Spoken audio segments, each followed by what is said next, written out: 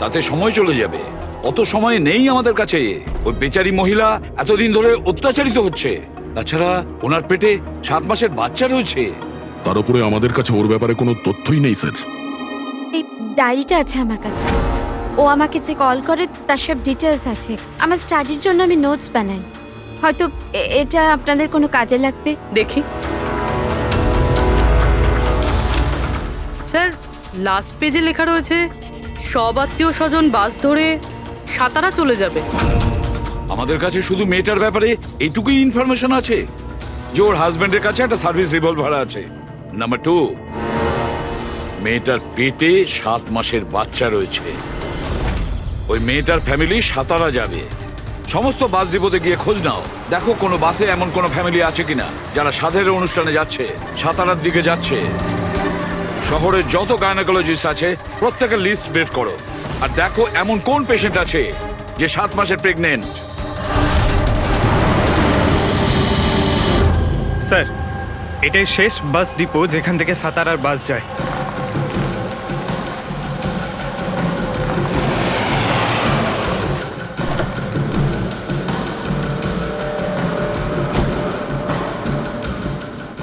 দাদা শুনুন, এক মিনিট দাঁড়া।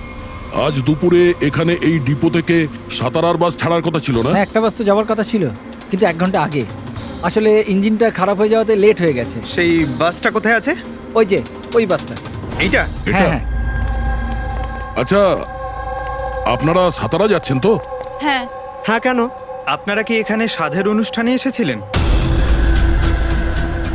হ্যাঁ, কিন্তু আপনারা কারা? দেখো, আমরা সিআইডি থেকে আসছি। এই 7 টাকার ছিল। আমার আত্মীয় নয়নার, কিন্তু কি হয়েছে? এই নয়না কোথায় থাকে? ওর ঘরের অ্যাড্রেসটা দাও তো। B200 Shantiniwas Versova. Thank you, thank you. হ্যাঁ দয়া, এই ডিপোতে একটা ফ্যামিলি পাওয়া গেছে। হ্যাঁ, ওরই ফ্যামিলি।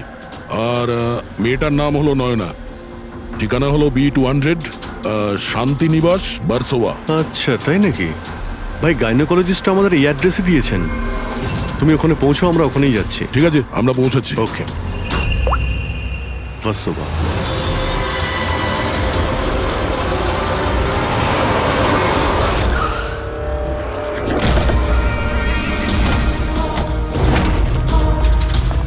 এক্সকিউজ মি, আমরা সিআইডি থেকে আসছি। এই নয়না কোথায়? সিআইডি? হ্যাঁ। স্যার, ওপরে গিয়ে ডান দিকে। কিন্তু কি হয়েছে? কি হয়েছে স্যার?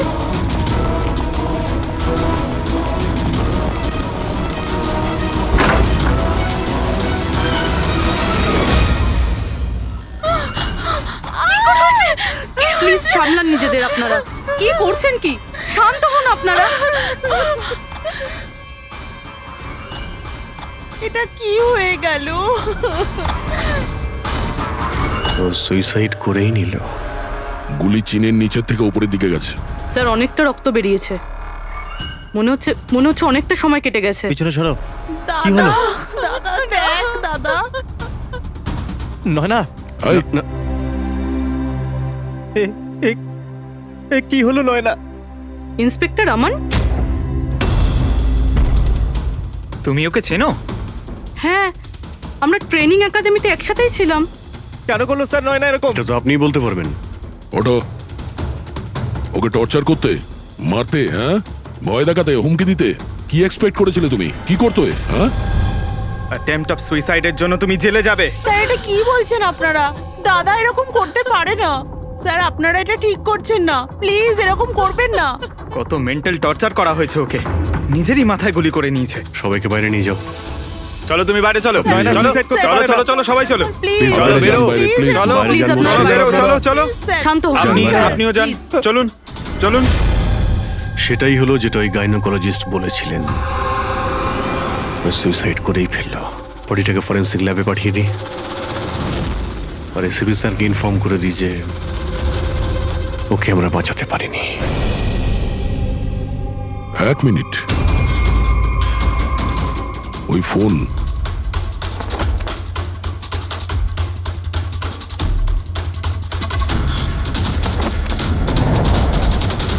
কিন্তু কোথায় যেতে পারে? আচ্ছা, ওনার ফোন কি কেউ দেখেছেন কোথাও? আপনি জানেন? কেউ দেখেছেন কি? হ্যাঁ স্যার আমি ফোন করছি ওর নাম্বারে।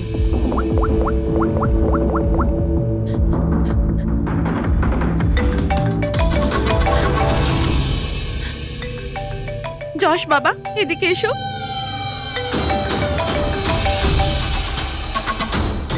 ফোন তোমার কাছে দাও।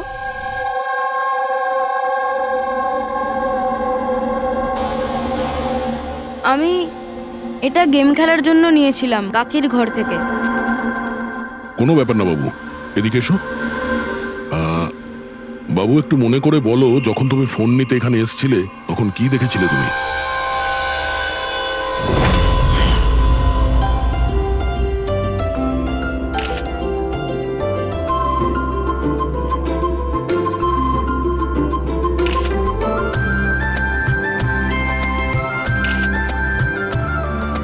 নয়না কত খুশি লাগছে তাই না? কাকি আমার সাথে মোবাইলে গেম খেলবে? গেম? এখন এখন তো এত লোকজন আছেন আর আমার ফোনটাও আমার ঘরেই পড়ে আছে, তো এখন তো খেলতে পারবো না, কিন্তু পরে খেললে হবে। হ্যাঁ। এখন না, তুমি গিয়ে ফ্রেন্ডসদের সাথে খেলো, ওকে? ঠিক আছে। যাও। আরে দাদা বৌদির সাথে গিয়ে ফটো তুল না। হ্যাঁ আমি যাচ্ছি।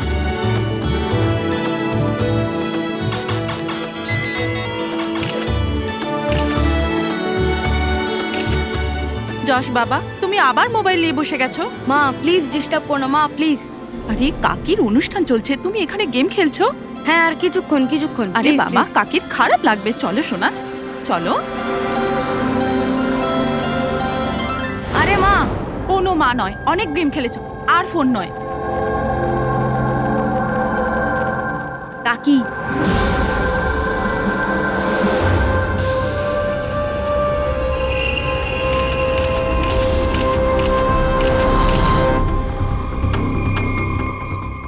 কাকির ফোন কোথায় থাকতে পারে?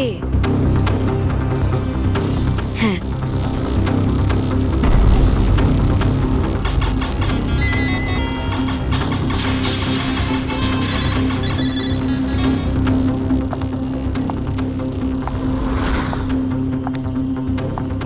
কাকি চলে এসছে। কিন্তু এরপর তুমি ফোনটা ফেরত কোথা থেকে পেলে? এখানে বাইরে পড়েছিল। থ্যাংক ইউ বাবু, তুমি আমাদের অনেক সাহায্য করলে।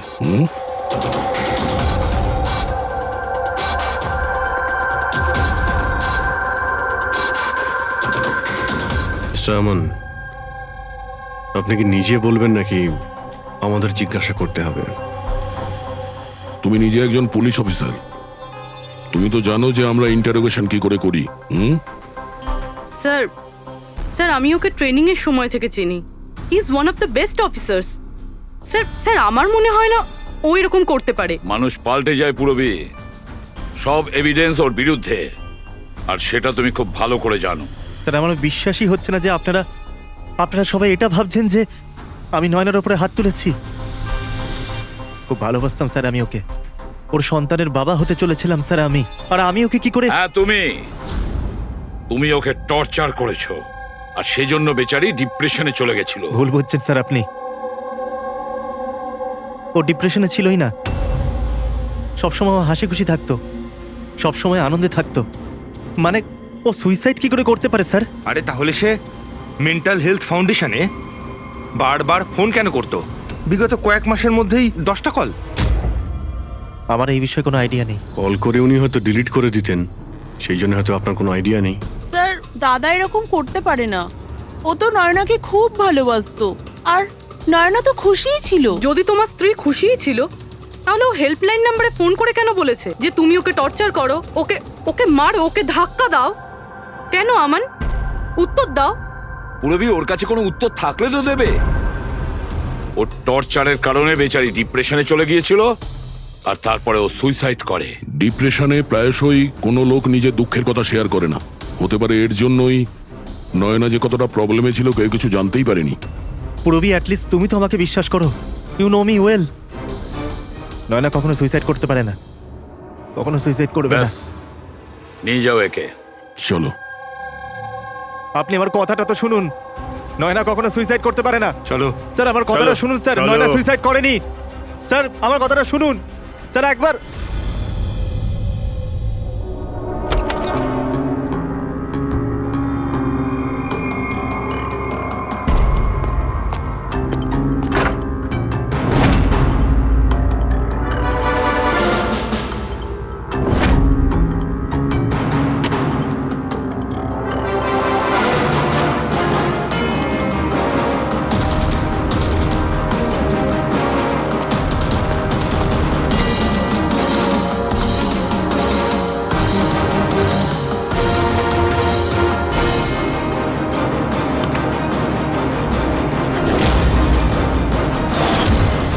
নয়না যখন সুইসাইডই করতে চাইছিল, তাহলে ওর আসন্ন সন্তানের জন্য অনলাইন ওয়েবসাইট থেকে বেবি প্রোডাক্টসের শপিং কেন করেছিল? যাতে কারোর সন্দেহ না হয়। হতে পারে, কিন্তু স্যার আমার মনে হয় এটা একটু আশ্চর্য ব্যাপার স্যার। পুরো ব্যাপারটাই আশ্চর্য। তো আপনার মনে হচ্ছে যে আমার আর ভূমি এরা সত্যি বলছে? সেটা তো জানাই যাবে অভিজিৎ, কিন্তু তার আগে ওই 7 ভক্ষণ অনুষ্ঠানে নয়নার যত কাছের লোক ছিল ওদের সবাইকে ডাকো। নয়নার সাথে আপনার সম্পর্ক কেমন ছিল? হ্যাঁ স্যার, খুব ভালো ছিল আর খুব ভালো মেয়ে ছিল, সব সময় খুশি থাকতো। তাহলে আপনারও কি মনে হয়েছে যে ওর সঙ্গে কোনো গন্ডগোল হচ্ছে বা কোনো সমস্যা হয়েছে? আমরা অনেক কথা বলতাম, কিন্তু কখনো মনে হয়নি যে ওর হাজবেন্ডের সাথে বা বিয়ে নিয়ে কোনো প্রবলেম ছিল। শোনো বাবা, তোমার তোমার কাকিমাকে কেমন লাগতো? ভালোবাসতেন তোমায়? হ্যাঁ, কাকি আমাদের বাচ্চাদের খুব ভালোবাসতো আর আমাকেও খুব ভালোবাসতো। উনি ওনার ফোনে আমায় গেমও ইনস্টল করতে দিয়েছিল। আচ্ছা, কাকিমা কখনো তোমাকে এমন কোনো কথা বলেছিল, যেমন ওনার তোমার কাকার সাথে কোনো ঝগড়া হয়েছে অথবা ঝামেলা হয়েছে, এরকম কিছু? না, কাকি প্রেগনেন্ট ছিল তো, তাই জন্য উনি তাড়াতাড়ি রেগে যেতেন। আর মাই আমায় বলেছিল যে আমি যেন ওনাকে বিরক্ত না করি। আচ্ছা, নয়নার ব্যবহারে আপনার মানে কোনো সন্দেহ হয়েছিল? না, একদমই না। ও তো খুব খুশি ছিল, পুজোতে ফাংশনে ডান্সও করেছিল। ইনফ্যাক্ট অনেক বেশি এক্সাইটেড ছিল নিজের ফটোশুট নিয়ে। আর কোনো ছবি আছে? স্যার, নয়না যতগুলো ফটো সব এর মধ্যেই আছে। ঠিক আছে, এগুলো আমরা রেখে দিচ্ছি। এখন আপনি আসতে পারেন। Thank you very much. Thank you sir. Sir, সবকিছু শোনার পরে আমার তো মনে হচ্ছে যে এ এমন সত্যি কথাই বলছে। ওর ওয়াইফ যদি এত আনন্দেই থাকে তাহলে সুইসাইড কেন করতে গেল? সেটাই তো, সুইসাইড কেন করবে? গোলমাল আছে অভিজিৎ, কিছু না কিছু গোলমাল আছে। রাধার যে কটা ইনফরমেশন দেওয়ার ছিল সব দিয়ে দিয়েছে, তবু বুঝতে পারছি। একটা কাজ করো, ওই মেন্টাল হেলথ ফাউন্ডেশনে গিয়ে ওই নয়নার ব্যাপারে যা কিছু জানতে পারবে বের করে নিয়ে এসো। ওখানকার অপারেটরদের সঙ্গেও কথা বলো, খুঁটিয়ে খুঁটিয়ে ইনফরমেশন বের করো। হয়তো এমন কোনো কথা ও জানতো নয়নার ব্যাপারে যেটা আমাদের কাজে লাগবে।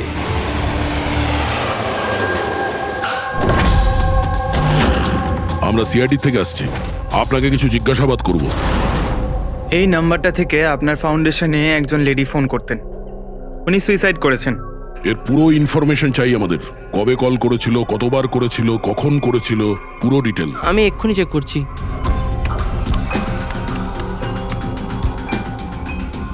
হ্যাঁ স্যার, এ অনেক কল করেছিল, শেষ 5 মাসে 10 বার।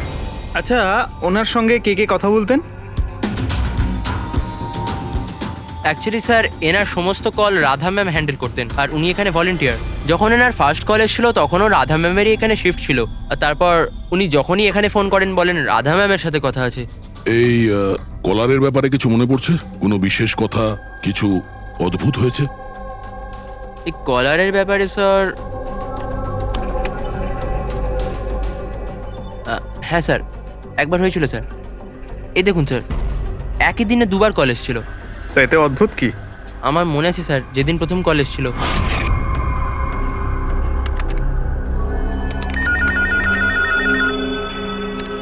Hello, how may I help you? Hello, আমি রাধা ম্যাডামের সাথে কথা বলতে চাই। হ্যাঁ, শিওর। হ্যালো রাধা ম্যাম, আপনার জন্য কল। কিছুক্ষণ বাদে ওই নাম্বারটা থেকে আবার কল এসেছিল। Hello, how may I help you? Hello, আমি নয়না বলছি। আর কিছুক্ষণ আগে আমার নাম্বার থেকে আপনার কাছে কল এসেছিল আর 7 মিনিট কথাও হয়েছে। আপনি প্লিজ আমাকে বলবেন আপনি কোথা থেকে বলছেন? ম্যাম, এটা মেন্টাল হেলথ ফাউন্ডেশনের হেল্পলাইন নাম্বার। আমরা সেই সমস্ত মানুষের হেল্প করি যারা ডিপ্রেশনে পড়ে সুইসাইড করার চেষ্টা করে। What? Suicide helpline? Yes ma'am. অন্য কলাররা স্যার নিজের নাম কখনোই বলে না, কিন্তু ইনি প্রথমে নিজে থেকেই বলে দিলেন।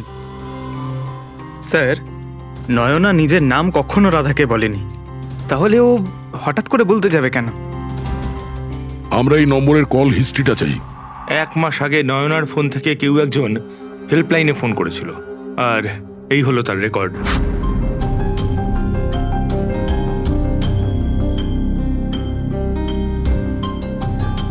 দশ তারিখ তো সেকেন্ড স্যাটারডে ছিল, তো তো কি হয়েছে? কারণ সেকেন্ড আর ফোর্থ স্যাটারডে বাড়িতে ওর বন্ধুরা আসতো। মানে ওদের মধ্যে কেউ? এই এই দুটো কল তো দুপুরে দেখাচ্ছে। হ্যাঁ, ওর সমস্ত বন্ধুরা দুপুরেই আসতো। কতজন আসতো? তা প্রায় 8-10 জন। আচ্ছা, তুমি কি নয়নার সব বন্ধুদের চেনো? সবাইকে তো নয়, কিন্তু অনেককেই চিনতাম।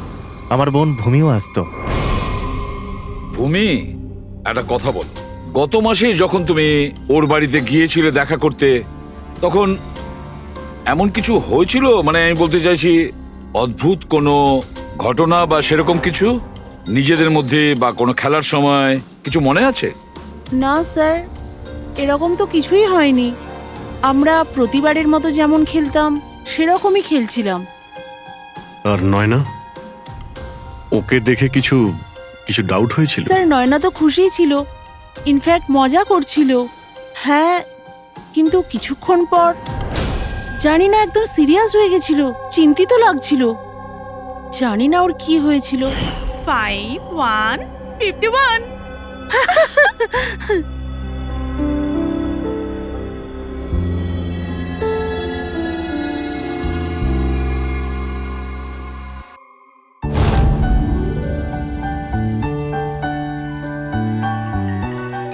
মনে হচ্ছে এর যে হবু বাচ্চা হবে না, সে খুব লাকি।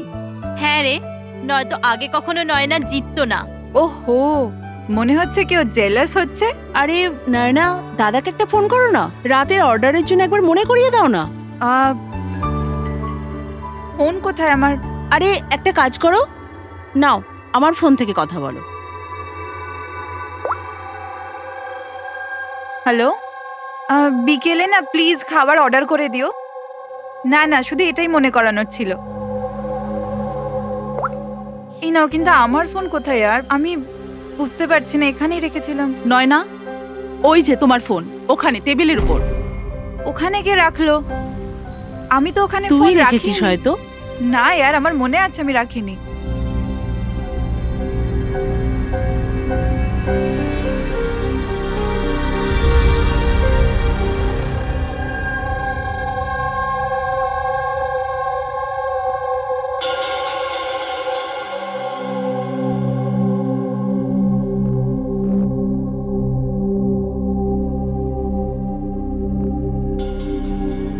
কে কল করেছিল? কি হলো? হ্যাঁ, তুই ঠিক আছিস তো? হ্যাঁ, কেন? জানভি, তোর কোনো টেনশন নেই তো? না, কোনো প্রবলেম নেই। কেন? তোদের যদি কোনো প্রবলেম থাকে তো প্লিজ আমায় বলিস। কেমন প্রবলেম? কি বলছিস তুই? তোর কি হয়েছে হঠাৎ করে? আরে কিছু হয়নি, প্রেগন্যান্সির মধ্যে এরকম মুড সুইংস হয়ে থাকে, এটা একটা ন্যাচারাল ব্যাপার। চলো আমরা সবাই খেলাটা কন্টিনিউ করি। স্যার, নয়না ভূমির ফোন থেকে আমানের সাথে কথা বলছিল দুপুর 1:03 থেকে 1:04 পর্যন্ত। 1:04 পর্যন্ত? আরে সুইসাইড হেল্পলাইনে যে প্রথম ফোন করা হয়েছিল 7 মিনিটের জন্যে, সেটা 12:57 থেকে 1:04 অবধি চলেছিল। আর সেকেন্ডটা 1:20 থেকে 1:21 পর্যন্ত। তার মানে অভিজিৎ, ওই 7 মিনিটের কলটা নয়না নিজে করেনি। কারণ ওই সময় নয়না আমানের সাথে কথা বলছিল ভূমির ফোন থেকে। এক্স্যাক্টলি। তার মানে ওই ফোনটা নয়নার কোনো বন্ধুই হয়তো করেছিল। আপনি কাউকে দেখেছিলেন ওর ফোন তুলতে বা ওর ফোন ব্যবহার করতে? না, আমি তো কাউকে দেখিনি। তার মানে ওই কলটা অন্য কেউ করেছিল। আর স্যার, নয়না যখন ওর ফোনটা খুঁজে পায় আর ওখানে লাস্ট ডায়াল আননোন নাম্বারটা চেক করে, আর তারপর যখন ওই নাম্বারে ফোন করে, তখন ও জানতে পারে যে ওটা কোনো সুইসাইড হেল্পলাইনের নাম্বার।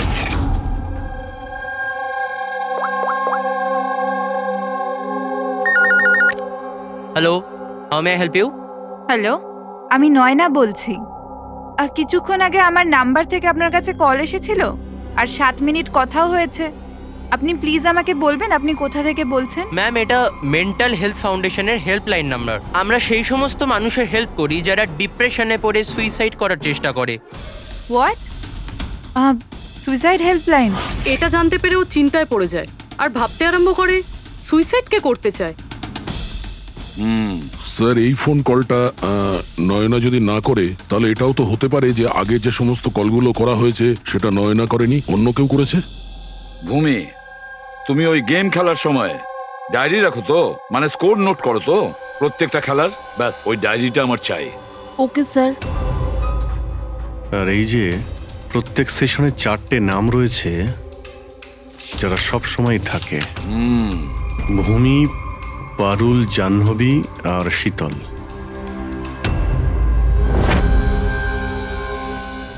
রাধা, একবার চেষ্টা করে দেখো, এই তিনজনের কথা শোনো।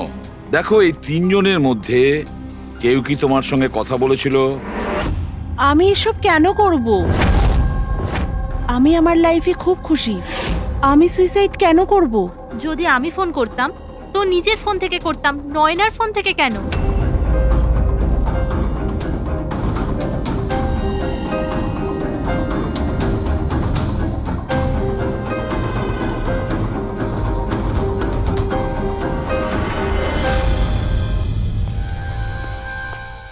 স্যার, স্যার এই তিনজনের মধ্যে কারুর আওয়াজ নয়। স্যার, হ্যাঁ, এই তিনজন তো না বলছে, শুধু শীতল বাকি আছে। ওর ব্যাপারে কিছু জানতেই পারছি না। কিছু জানতে পারোনি মানে কি বলতে চাইছো? স্যার, এই তিনজনের মধ্যে কেউ শীতলকে চেনেই না। জাহ্নবী বলল শীতলের সাথে নয়নার গাইনোকোলজিস্টের চেম্বারে দেখা হয়েছিল আর ওখানে ওদের বন্ধুত্ব হয়ে যায়। শীতলকে এদের মধ্যে কেউই পার্সোনালি চেনে না। কোনো ব্যাপার না, ওই তিনজনের হেল্প নিচ্ছি আমরা। এবার শীতলের স্কেচ করাবো আমরা, তারপরে দেখবো।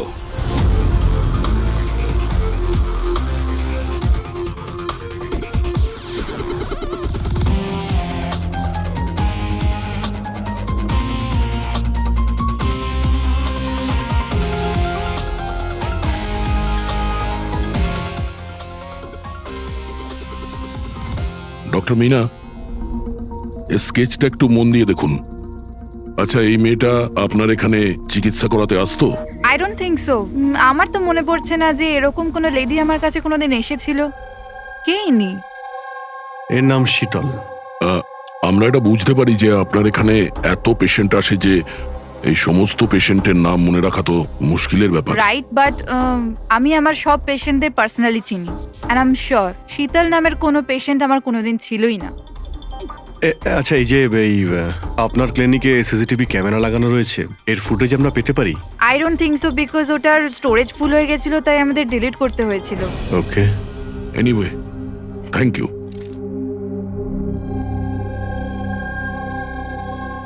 মনে হচ্ছে এই শীতল কোনোদিন পেশেন্ট ছিলই না, শুধুমাত্র নয়নার সঙ্গে বন্ধুত্ব করার জন্য এসেছিল এখানে। ওর প্ল্যান ছিল নয়নার সঙ্গে বন্ধুত্ব করে ওর বাড়িতে ঢোকার। প্রফেশনাল ফ্রড মনে হচ্ছে, আটকাতে হবে ওকে। তুমি কি একে চেনো? এটা তো শীতল, নয়নার বন্ধু। এ তো প্রায় বাড়িতে আসতো। নয়না শীতলের বন্ধুত্ব কবে কোথায় হয়েছে কিছু জানো তুমি? না, আমি জানি না, কিন্তু তাতে কি যায় আসে? যখন আমার নয়নাই রইল না তখন এইসব। এ কি ধরনের পাগলামি করছো? হ্যাঁ, একটু ভেবে দেখো তো। যদি তুমি নির্দোষ হও তাহলে কেউ তো তোমায় ফাঁসানোর চেষ্টা করেছে। তোমাকে নয়নার খুনি সাব্যস্ত করে ওর অনেক লাভ আছে, এই জন্য ও তোমাকে ফাঁসাচ্ছে। হ্যাঁ, এমন কে আছে যে তোমাকে আর নয়নাকে ঘৃণা করে? আমি কিছু জানি না। তাহলে কি ভূমি ওই আবার প্রপার্টি লোভে করেনি তো? না, ভূমি এরকম কখনো করতে পারে না। বরং ও তো নয়নাকে খুব ভালোবাসতো। তো কোনো প্রফেশনাল রাইভেলরি? একজন পুলিশের তো অনেক জায়গায় অনেক শত্রু থাকে। না, আমার সাথে এরকম কিচ্ছু ছিল না। আমি আমার ডিউটিতে না তো কখনো কোনো গ্যাংস্টারকে ধরেছি, না কোনো বড় গ্যাংস্টারকে মেরেছি, কখনো ঘুষ নিইনি। পুরো কেরিয়ারে ব্যাস একবারই গুলি চালিয়েছিলাম। কার উপরে? কাকে গুলি করেছিলে তুমি? ছোটখাটো ফ্রড ছিল স্যার, বিশেষ। ওকে অ্যারেস্ট করতে গেছিলাম, তখনই গুলি চলে গেছিল।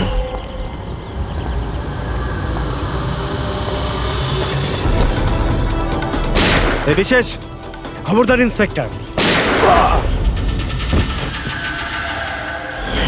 হয়তো এই লোকটারই কোনো ভাই বা আত্মীয় প্রতিশোধ নেওয়ার জন্য এসব করেছে। না, যখন আমরা ওকে অ্যারেস্ট করতে গেছিলাম তো ওর কোথাও কোনো পরিবার ছিল না, হয়তো অনাথ ছিল।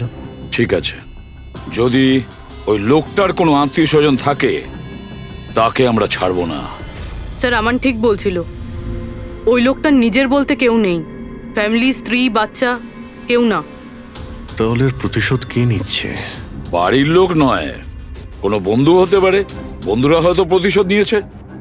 বন্ধুত্বের জন্য কে আজকাল নিজের প্রাণের ঝুঁকি নেয় স্যার? এইসব তো শুধু গল্পের বইতেই দেখা যায়। নন্টে ফন্টে, হাবলু ঘাবলু, এখন এখন এসব কোথায় স্যার? এটা কি স্যার একটা স্টোরের চুরির ঘটনায় বিশেষের সাথে আরও একটা নাম আছে, রেখা। রেখা? দুজনে মিলে অনেক চুরি করেছে।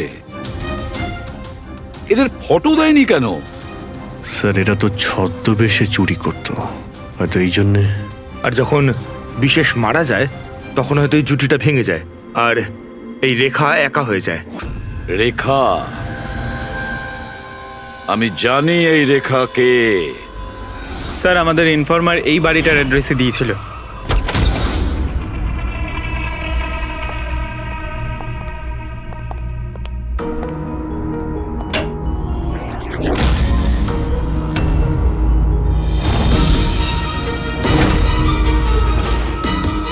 দেখো একটু।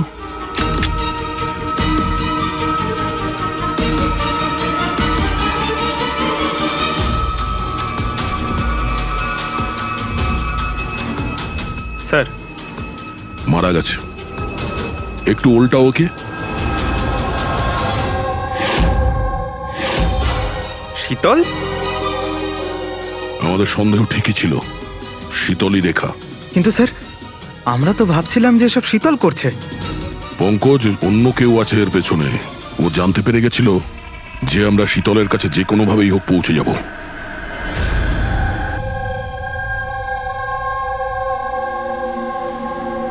সারিকা, এর ঘাড়ের পেছনের দিকে এইখানে ক্ষত আছে। এইখানে ক্ষত মানে হচ্ছে যে খুনি ওর পেছনের দিকে দাঁড়িয়েছিল। দেখো, এইখানে ছুরির ক্ষতটা আছে। তবে খুনিকে পেছনের দিকে দাঁড়িয়ে থাকতে হবে, তবেই এই আঘাতটা করতে পারবে, রাইট? হ্যাঁ স্যার, আর আমার মনে হয় ও হয়তো খুনিকে চিনতো, কারণ এই ক্ষতটা ছাড়া সারা শরীরে আর কোনো আঘাতের চিহ্ন খুঁজেই পাইনি। রাইট রাইট, সেটাও হতে পারে। তবে একটা কথা ঠিক, ও খুনিকে চিনতো বা চিনতো না, তবে একটা কথা ঠিক যে খুনি ওর পেছনে খুব কাছেই দাঁড়িয়েছিল।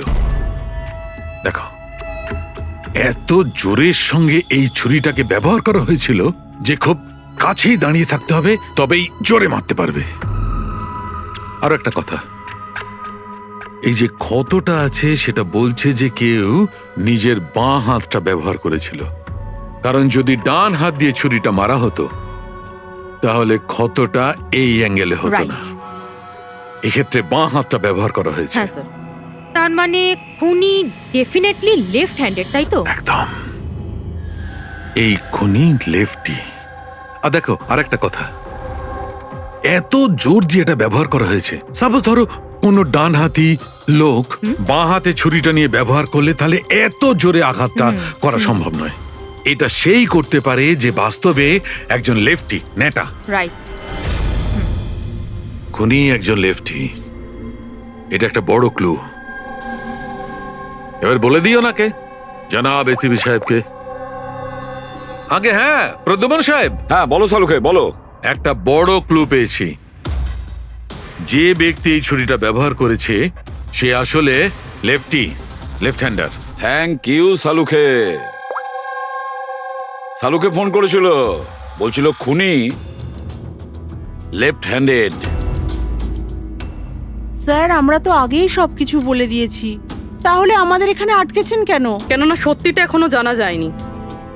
কাল রাতে আপনাদের সবার হাতে নয়নার ফোন গিয়েছিল। ঠিক করে মনে করে বলুন আর কি হয়েছিল। হয়তো আপনাদের মধ্যে কেউ ওকে দেখেছে বা শুনেছে অন্য কারোর সাথে কথা বলতে। ইয়শ বাবু, আই হোপ তোমার স্মৃতিশক্তি তো ভালো। কিছু মনে আছে তোমার? তুমি আমাদের সাহায্য করবে না? হ্যাঁ, কিন্তু আমি কাউকে তো দেখিনি। আচ্ছা, তোমার যা মনে আছে বলে দাও। আমি প্রমিস করছি যে আমাদের মধ্যে কেউ তোমাকে কিচ্ছু বলবে না। আমি কাকির রুমে তো গিয়েছিলাম, কিছুক্ষণের জন্য ফোন নিতে গেছিলাম। তারপর আমি গেম খেলছিলাম, আর আর কেউ আসছিল ওখান থেকে। তারপর আমি ফোনটা ওখানে সাইডে রেখে চলে গেছিলাম। কোন কোন গেম খেলছিলে তুমি? স্যার, এটা কাকির মোবাইলে তুমি এই গেমটাই খেলছিলে? হ্যাঁ, আমি আর আমার বন্ধু নীলজ, আমরা সবসময় এই গেমটাই খেলি। এই গেম তো অনেকেই একসঙ্গে খেলতে পারে, আর সবাই একে অপরকে দেখতেও পায়। তো নীরজ তোমাকে দেখতে পাচ্ছিল যখন তুমি ফোন ওখানে রাখো। স্যার, ফোনে তো রেকর্ড হচ্ছিল। ওখানে কি হয়েছিল সেটা নীরজের ফোন থেকে জানা যেতেই পারে। ঠিক আছে, আমরা নীরজকে ডেকে নিচ্ছি। দেখো বাবা, ঘাবড়াবে না, এখানে আমরা সবাই তোমার বন্ধু। শুধু কিছু জিজ্ঞেস করার আছে ইনফরমেশনের জন্য। যে গেম তোমরা খেলো না মোবাইল থেকে, সেগুলোর ব্যাপারে। যখন তুমি নিজের মোবাইলে গেম খেলছিলে তোমার বন্ধুর সাথে, তখন তুমি ওকে দেখতে পাচ্ছিলে তো? হ্যাঁ। আচ্ছা, আর একটা কথা বলো, যখন তুমি ওকে দেখতে পাচ্ছিলে তখন কি তুমি ওর পেছনে কাউকে দেখেছিলে? না, শুধু যশই ছিল। 1 মিনিট স্যার, যখন যশ ফিরে এলো না ততক্ষণ স্ক্রিন লক হয়নি। স্ক্রিন লক হয়নি মানে? স্যার, মানে গেম অ্যাক্টিভ ছিল, আর যখন গেম অ্যাক্টিভ থাকে তখন ও নিজে নিজেই স্ক্রিনশট নেয়। তাহলে তখনও নিশ্চয়ই নিয়েছে, আর প্রত্যেকটা স্ক্রিনশট ফোনে সেভ হয়ে থাকে। হ্যাঁ স্যার। দাও, তোমার ফোনটা দাও। Thank you.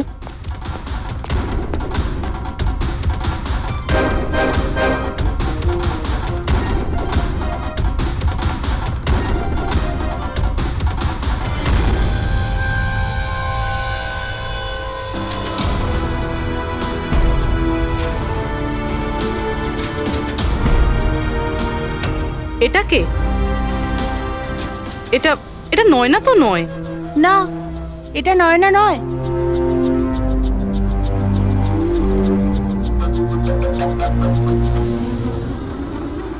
এক মিনিট পুরবি, একটু জুম করো এর উপরে।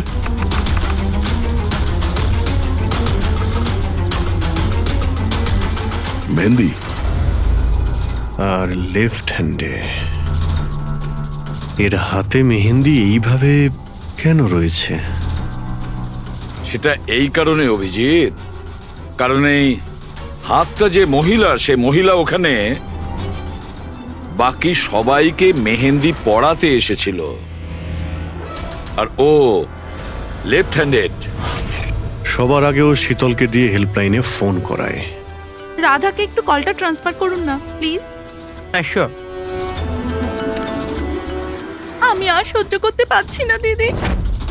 তারপর সে শীতলকে টাকা দেয় আর বলে, নয়না, তোমার রুমে তোমার জন্য তোমার কোনো আত্মীয় অপেক্ষা করছে। তার সুযোগ বুঝেই ও নয়নাকে খুন করে দেয়। কে হতে পারে এই মেহেন্দি পরা মহিলা? আমি জানি না উনি কে ছিলেন। ইনফ্যাক্ট কেউই জানে না উনি কে। নয়না বলেছিল যে শীতল ওনাকে ডেকেছিল, আর ওই নিয়ে এসেছিল নিজের সাথে। আর এটাও জানি না যে ওকে কেন আনা হয়েছিল। নিজের কাজও ঠিক করে করছিল না ও, বাজে মেহেন্দি লাগাচ্ছিল সবাইকেও। দেখ না জাহ্নবী, কিরকম মেহেন্দি লাগাচ্ছে ও, পুরোপুরি ঠিকঠাক লাগাচ্ছেও না। আপনি কি মেহেন্দি লাগাতে জানেন না নাকি? দেখে মনে হচ্ছে কেউ যেন লাগিয়ে আবার মুছে দিয়েছে।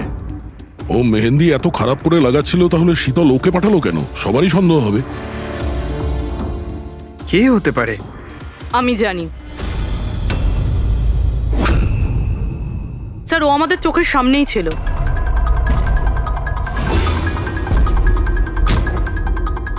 আর আমরা ওকে সন্দেহই করিনি।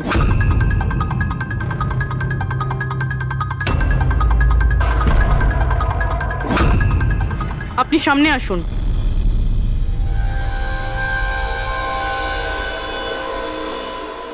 আপনার বা হাতটা দেখান।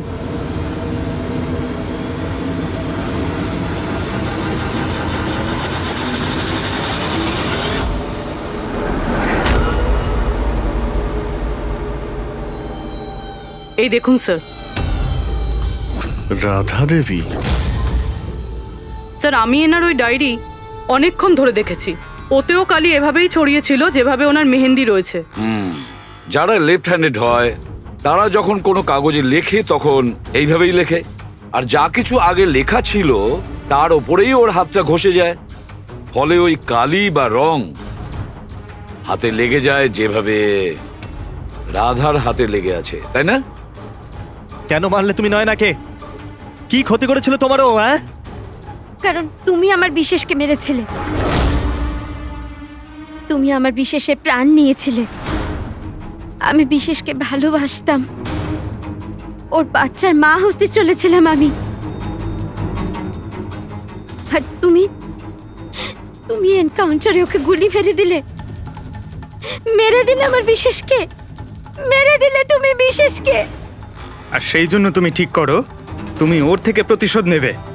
হ্যাঁ, যখন আমি জানতে পারলাম যে বিশেষ এই দুনিয়াতে নেই আর, তখন এই কষ্টে আমার বাচ্চা তো আমার পেটের ভিতরে মারা গেল। স্যার, এরই জন্যে তুমি আমার বাচ্চার প্রাণ নিয়েছো। যখন আমি জানতে পারলাম নয়না মা হতে চলেছে, তখন আমার মাথায় রক্ত চেপে গেল। যে যে সুখ আমি নিচে পেলাম না, সেটা আমি নয়নাকে কি করে দিতে পারি? মেরে দিলাম আমি নয়নাকে, মেরে দিলাম ওকে। তো সেই জন্য তুমি মেন্টাল হেলথ ফাউন্ডেশনে অ্যাজ আ ভলেন্টিয়ার তুমি কাজ করতে শুরু করেছিলে।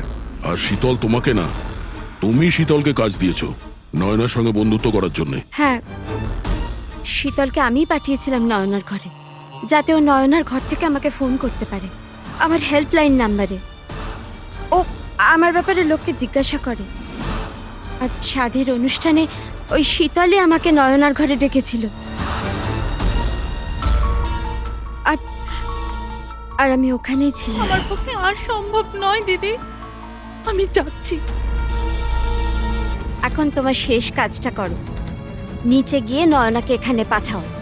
এখনই পাঠাচ্ছি। আর হ্যাঁ, মোবাইলটা বাইরে রেখে যাও। তোমার রুমে তোমার জন্য তোমার কোনো আত্মীয় অপেক্ষা করছে। ইমন তো এবার বুঝতে পারবে একলা হওয়ার যন্ত্রণা কি। এ তো হওয়ারই ছিল। একটা মায়ের থেকে তার বাচ্চাকে কেড়ে নিয়ে ও মা হতে চলেছিল। এই জন্যই আমি নয়নাকে মেরে দিয়েছি। আর তারপর চালাকি করে আপনি নিজে সিআইডির কাছে এলেন, যাতে আমাদের আপনার উপর সন্দেহ না হয় আর আমরা অন্য কাউকে সন্দেহ করি। আর যখন তুমি দেখলে যে আমরা ওকে অ্যারেস্ট করছি না, তখন তুমি শীতলকেও মেরে ফেললে সাক্ষী নির্মূল করার জন্য। রাধা, এটা কিরকম প্রতিশোধ নিয়েছো তুমি? আইন তোমাকে কোনোদিন ক্ষমা করবে না। তোমার তো কঠোর শাস্তি হবে। সারা জীবন ধরে জেলের গড়াদের পিছনে তোমাকে কাটাতে হবে।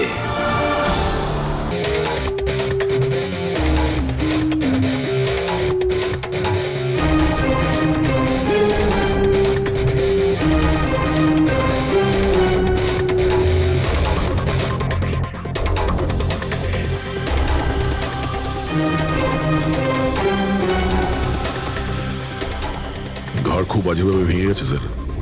খুনি কোনো সুযোগই দেয়নি। স্যার, মাত্র 10 মিনিটের জন্য ওনাকে একা ছেড়েছিলাম। বুঝলাম না কি করে এসব হলো 10 মিনিটে। খুনির কোনো সূত্র? না স্যার, আমরা তো বাইরেই ছিলাম স্যার, দরজাও বন্ধ ছিল। কেউ বাইরে থেকে ভেতরে আসেও নি, ভেতর থেকে বাইরে যায়ও নি। এটা কিভাবে সম্ভব?